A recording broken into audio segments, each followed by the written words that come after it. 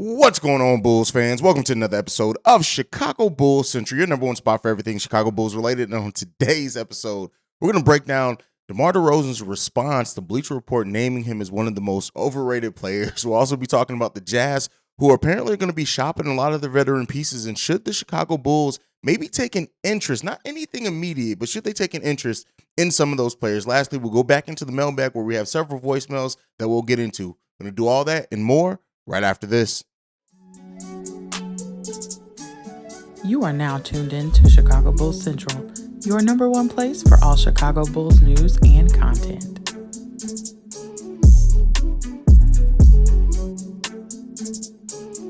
All right, so before we get into the Bulls topics and things, I do want to mention this. So apparently Furkan Korkmaz was attacked over in Eurobasket by 3 Georgian players after he was ejected out of a game. Now, you don't typically hear things like this. Usually these type of tournaments, especially when you're over in Europe, they're given a lot of respect, right? And the players hold themselves to that. And you don't see a lot of it, but this could be a situation that blows up, and we could also see trickle downs from that in how FIBA decides to handle this, because he was attacked on his way back into the locker room. He was attacked right outside that locker room. And now Turkey, which is the team that Furkan Korkmaz plays with, is threatening to pull out of the FIBA tournament or Eurobasket tournament if there's not something done to this. Now, you never want to see a player attacked. Now, he was ejected out of a game, but you should never have to worry about that as being an athlete of being attacked. And the fact that it was also Georgian players, so more players, and not Georgia, the state here in the U.S., but you guys should know what I'm talking about.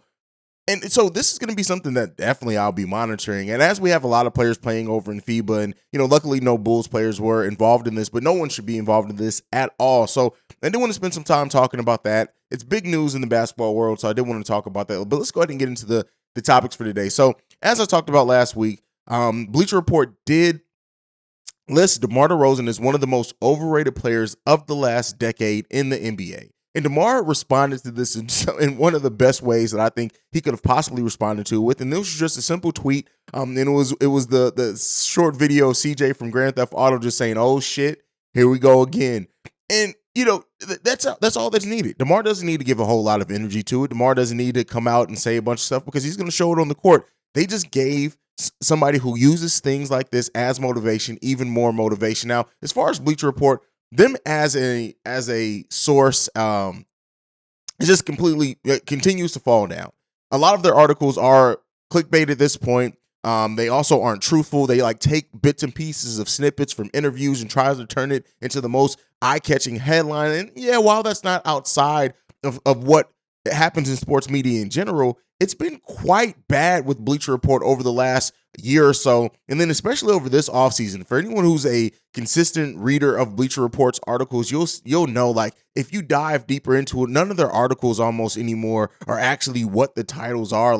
They really do try to take bits and pieces of things and just try to paint it in a different light, to be more salacious at times. And, it is what it is there.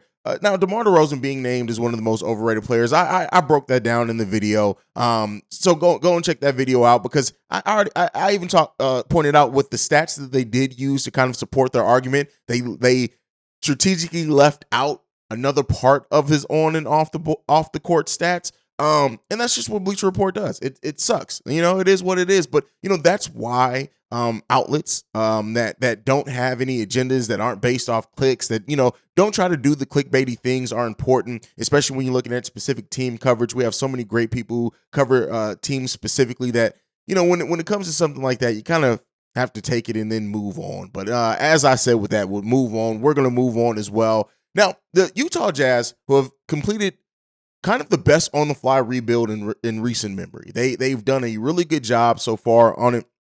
We'll see what they look like on the court. They're not really trying to be too good, but they still did get some talented pieces back in some of the trades that they made so far, as well as future assets and draft picks, things like that. I already talked about that, so I'm not going to belabor that point. But they are now expected to shop some of their veterans around. That include Jordan Clarkson, which makes sense. Mike Conley, Bojan Bogdanovic. They're expected to shop those players. And while I'm not saying that this is anything imminent, I'm not saying the Bulls should be on the phone right now trying to get any of these deals done. Not saying that.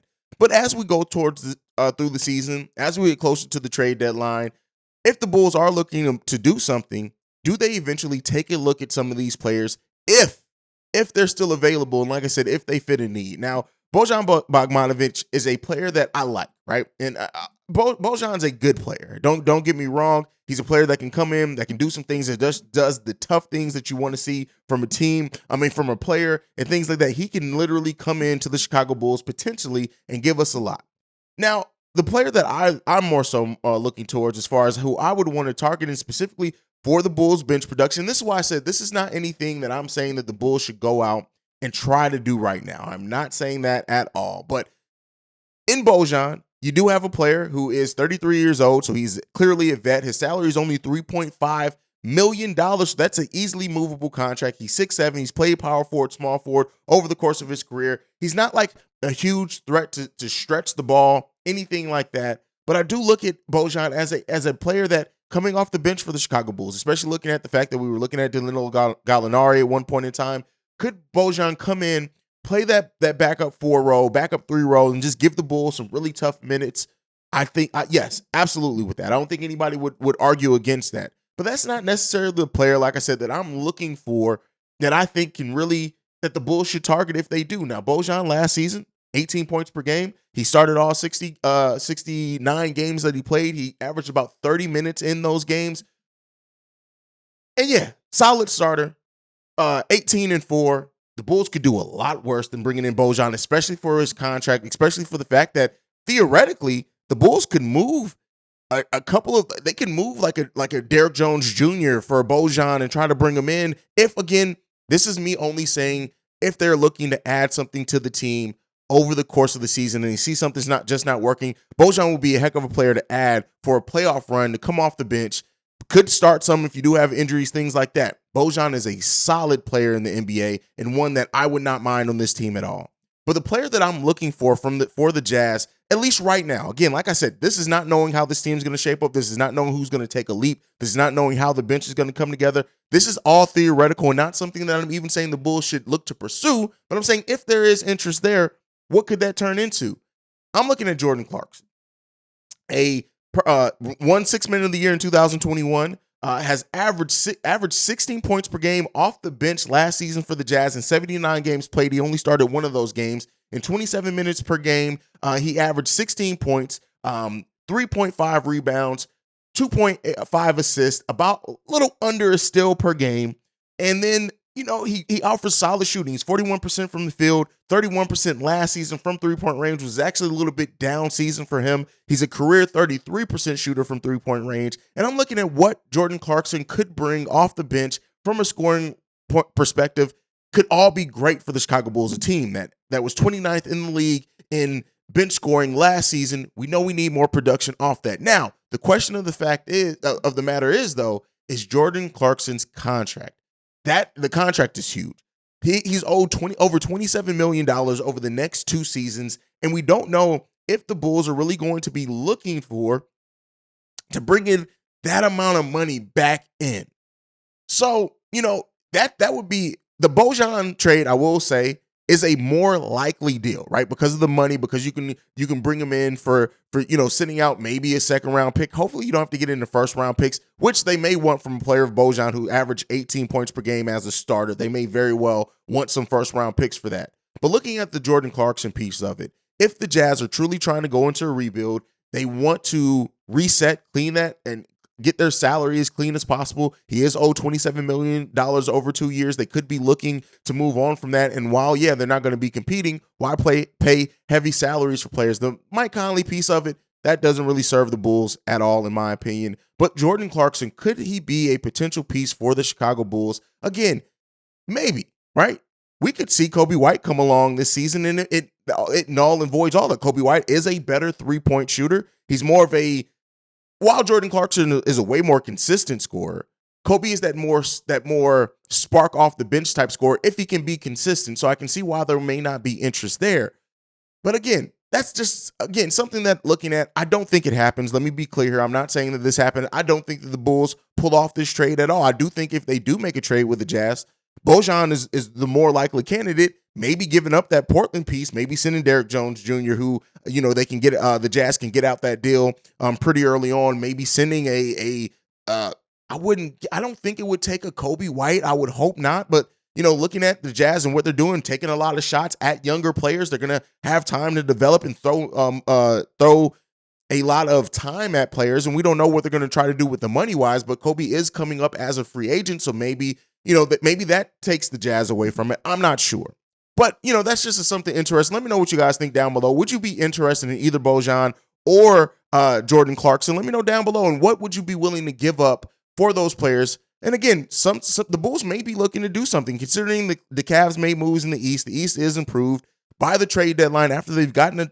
a chance to hopefully look at this team fully healthy, they may be looking at what they can add to the team. So I thought that was an interesting just conversation piece to have with that. But let's go ahead and get into the mailbag. This first voicemail is from 8 Lives. What's going on? Hey, this 8 Lives, man. I want to call in today to speak on Patrick Williams, bro. Patrick Williams, man, I'm satisfied with where he at right now. I do take in the fact about him getting hurt with his wrist last year.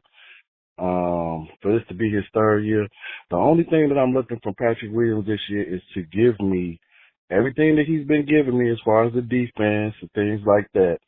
All I ask as far as the scoring, give me 4 points a quarter. I mean, that's all I want Donnie, the coach, to ask Patrick Williams for. Give me 4 points a quarter. That's mandatory. There's no way that he can't average 16 points a game. So I feel like he got all the skills to make that happen. If we're not getting that type of aggression from him this year, I don't have no bad things to say about him because, I'm a team guy, but I believe that 4 points a quarter is easy for him. There's no way he shouldn't be averaging 16 points with the skills that he has. So I'm looking forward to seeing him matching up this year with some of the best players. I see we're not getting Zoe back, so hopefully we'll have him and Ayo, with some good defense, playing some good defense with the starting lineup. So that's all I want to just call in to talk about Patrick Williams. Thank you.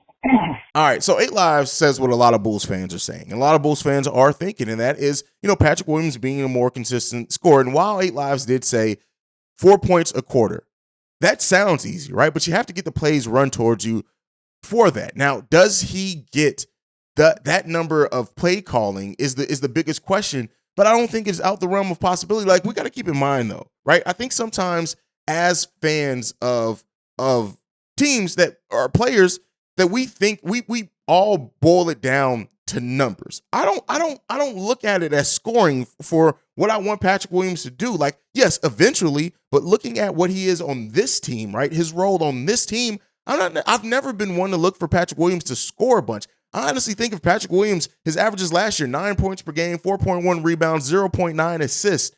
If he gives you 10, 11 points, gets more towards 6 or 7 rebounds, and gets more towards 4 assists, that's a solid season for Patrick Williams with what I think his role is going to be on this team. Now, if this coaching staff and Billy Donovan does run more things for him, then that's a completely different story that you're looking at. Patrick Williams only averaged 6 shots per game last season. And in the season before that, it was 7.4. So it's actually come down in his second season. Now, that makes sense when you factor in the fact of, he was starting off coming back from injury at the beginning of the season, and then he got injured and he was coming back from injury at the end of the season, and then they were bringing him along slowly off the bench, things like that. But the coaching staff would also have to get Patrick Williams more opportunities than that, and Patrick Williams would not have to pass up on as many opportunities as we saw him pass up over the course of his Chicago Bulls career. Now, can he get towards that 4 points per quarter, that 16 points? It sounds easier when you boil it down like that, but 16 points per game for this on this team, considering the amount of shots that we're not talking about Kobe White. The amount of shots that Zach LaVine, DeMar DeRozan, Nikola Vucevic get naturally, right, just by being who and what they are. Then when you factor in Lonzo Ball too, like when he is back healthy, Ayo Dosunmu or whoever's the starting point guard at that point in time, it sounds good and it sounds feasible, and it very well may be feasible. I'm not saying that it's impossible. I'm not saying that isn't a off the wall expectation to have for Patrick Williams, but the coaching staff has also got to see him in that light and run that amount of plays for him and opportunities for him. Do we see that is the biggest question that I see in this? We've already talked about it. I've belabored it. I've talked about it a lot. Patrick Williams' percentages in shooting the ball are great. He has great percentages.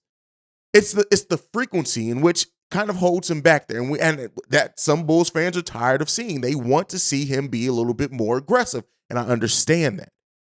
Do we see that, though, is the question. In year 3, does this team go from only having one of the lowest usage rates of all starters in the NBA? That's not just on the Bulls. He has one of the lowest usage rates per starters in the NBA at 13.4. That's not a high usage rate. That's not near the league average. It's not any of that.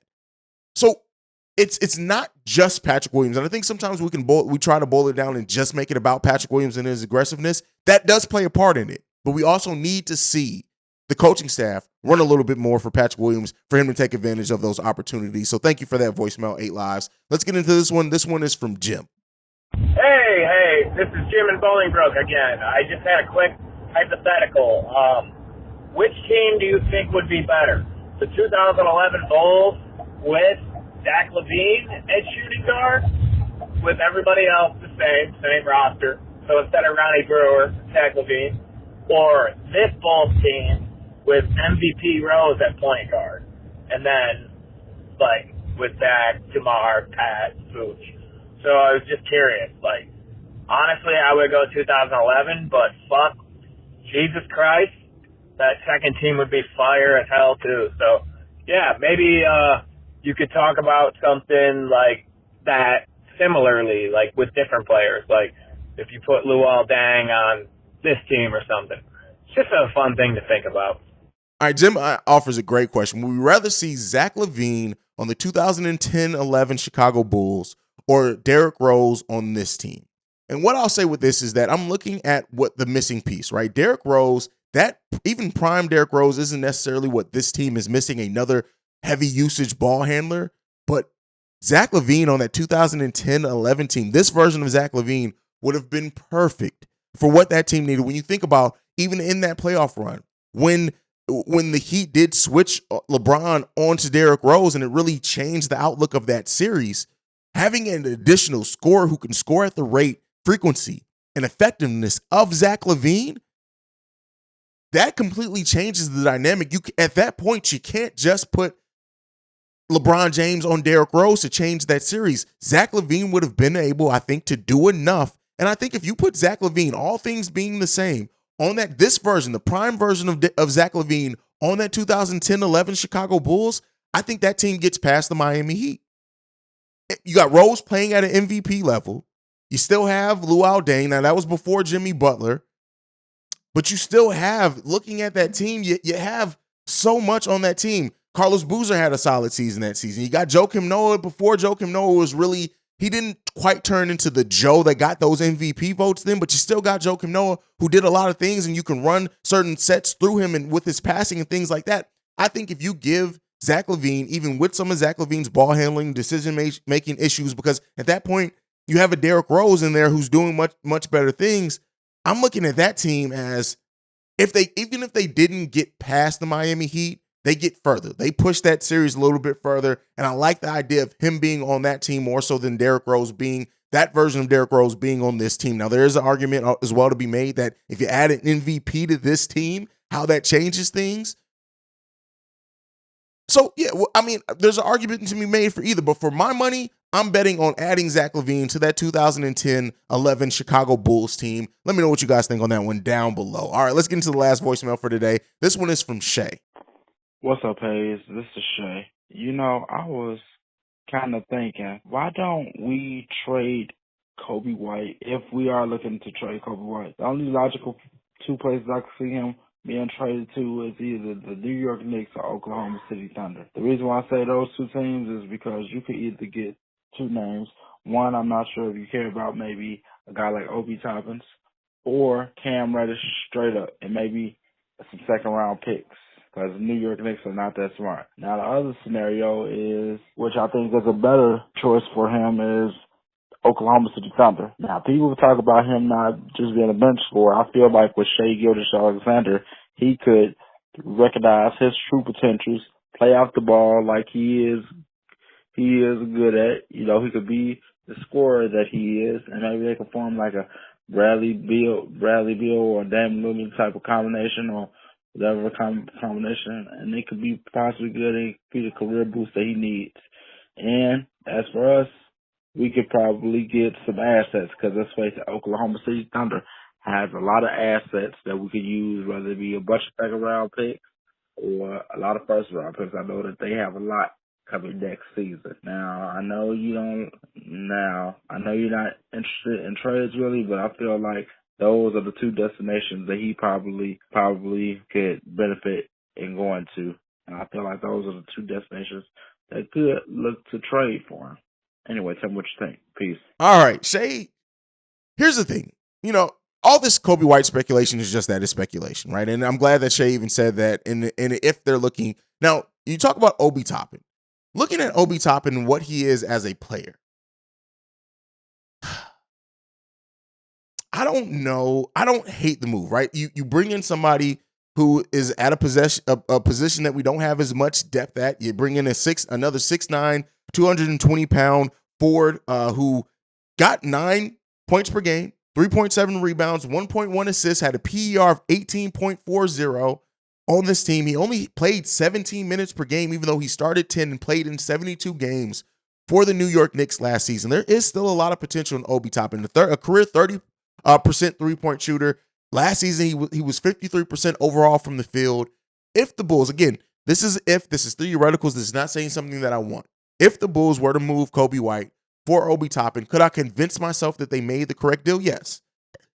I would like to see them get a little bit more for him, but considering his market value and things like that, it may not be. But you're getting an older player at 24 versus 22 in Obi Toppin. You're getting a player who hasn't really done anything to wow a lot of people. Still only 2 years into his NBA season, even though he is 24 years old. He could have a lot of potential still left that's untapped. If you get him in the right situation and get him more minutes, you can see how he develops. I'm not saying that it necessarily does much for me. It doesn't do much for me. But looking at his measurables, a PER of 18.40, that's a pretty solid PER, especially for a player that's only playing 17 minutes a game. That is solid. That is very solid. But I'm not necessarily, it doesn't move me as much. I do think he can come in, he can play a role for the Chicago Bulls. You get another long, bouncy power forward, things like that. But it doesn't wow me, right? And maybe in the Kobe White move, we're not going to be wowed if he is moved. I don't know if he is for sure, but that could be the thing there. Now, the OKC piece I like a little bit more because of the asset part of it, especially if they end up moving on from Shai Gilgeous-Alexander and bring in another scoring guard like a Kobe White who they can just say, hey, we're going to throw 30 minutes a game at you, figure it out, and we'll see what we got in you. I do like the number of assets that they have, but are they willing to give up those assets for Kobe White is the biggest question there, and I don't think that they would be. Could very well be wrong in that, but I don't think that they would be. I don't think that they would be. Kobe's trade value is such an interesting thing because it's like, you know, the Bulls try to shop him. They didn't get any offers that were of their liking. Kobe White could very well, first full offseason, could come in and really take a step up. And if he does that, then the Bulls look at keeping him? Because a Kobe whose averages, right? We know that the inconsistencies are there, but his averages are pretty damn good for a bench player. If he can make that more consistent and up those averages, that's a player you may want to keep around, even though some Bulls fans aren't going to want to hear that. So that question remains. But Obi Toppin really doesn't get me, and I don't think OKC gives up their assets for Kobe White. I could be wrong in that. You guys let me know what you guys think about that one down below. But that is it for today's episode. Thank you for being the best part of Chicago Bulls Central. Make sure you're following the show at Bulls Central Pod. You can send us any feedback, questions, comments, concerns, bullscentralpod@gmail.com. Lastly, if you want to leave a text and or voicemail, the number to do so, 773-270-2799. And like I like to end every episode on, go Bulls. Love you guys. Peace, y'all. This has been a presentation of the Break Media.